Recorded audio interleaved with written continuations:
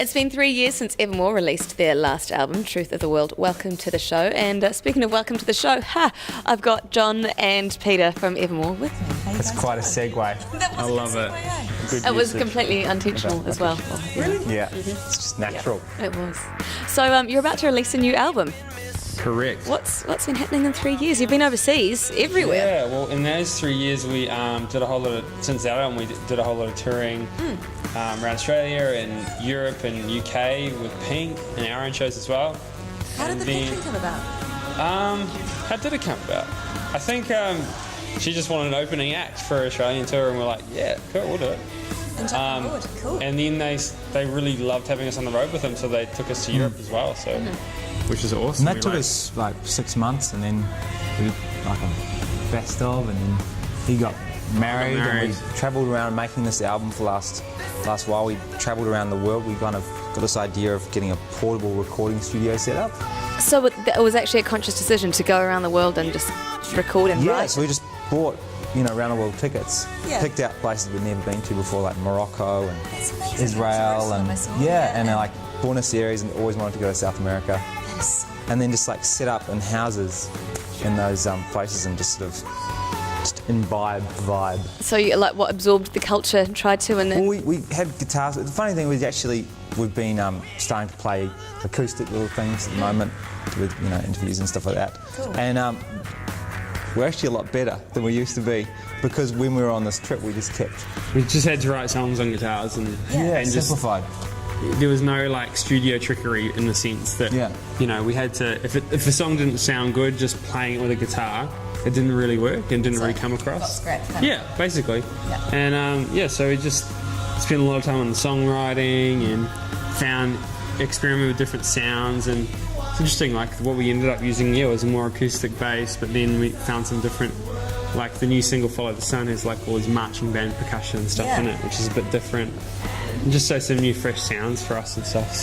So, I mean, going to all these different sort of places, would you say that one particular place has influenced you the most, or is it all a bit of it? I think it's just home, really, probably. We've got our own studio in outside of Melbourne, and that is where we probably wrote and recorded most of the album. It's on a 10-acre horse farm, and we've converted the old stables into a recording studio and accommodation, and bands come and stay there, and it's got a big fire pit. So can you rent it out to other bands as well? Yeah, we do that at the moment. There's probably a band mostly right it's now. just stuff that we, either Dan, our other brother, or I produce so far that have come and recorded there. But yeah, there's probably been 4 or 5 albums made during the last year. Wow. So. Tell me about the actual idea of the album, because it's called Follow the Sun. It sounds quite anthemic and quite, hopeful and optimistic. Would you say the album's like that? Yeah, I think it is. I mean, the idea of behind the song Follow the Sun is think of where you're going, not where you've come from. Lift your eyes and follow the sun. So it's sort of about, I guess, new beginnings, and instead of everyone has so many things in their life that could discourage you or could make you not want to take a risk and do something new.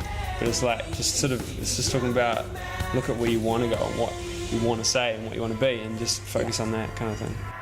Now, what's the story with, I know you've got Australian shows coming up, what about New Zealand shows? Well, we are happy to announce we will be playing right here. Yeah. At the Juice Bar? At the Juice Bar. Where? 26th of on October. 26th of October. Okay. And so we can get tickets from... well, our website will have the information very shortly. What's the website to go to? evermoreband.com. Easy. Or our Facebook/Evermore. Easy. And then maybe a few more dates around the country? We've got a show in Wellington at Bodega the next day on the 27th of October. And so new album comes out just before then. Okay, well, we're going to go and check out your latest single, Full Follow the Sun, title track.